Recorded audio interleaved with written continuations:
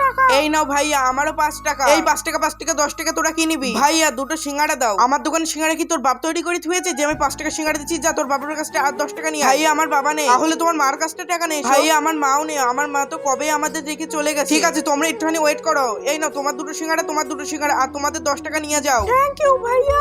আরে রাজু আলসিপা, তোরা এই দোকানে কি করছিস?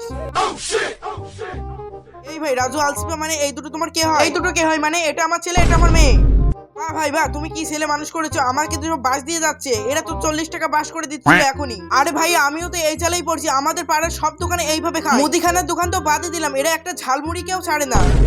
তাহলে ভাই আপনি তো ঠিক টাইমে এসেছেন। আমার এখনই 40 টাকা বাস হয়ে যেত। আমার 40 টাকা বাড়ছে, অনেক লস হয়েছে। এই তোরা আমার সিঙ্গাড়া ফিরিয়ে দে। চল এখান থেকে, চল ফট। হ্যাঁ হ্যাঁ দিতে হবে না, যা অন্য সময় দেখে নেবো। চল ফট এখান থেকে, শর্ট। গিফটের দোকানদারের পর ভাবতে গেছে। চল ফট এখান থেকে, হাট। আলসিপা রাজু তোর মা খোঁজ করছে, এখন বাড়ি চল। এদের নিয়ে আমি এখন কি করবো?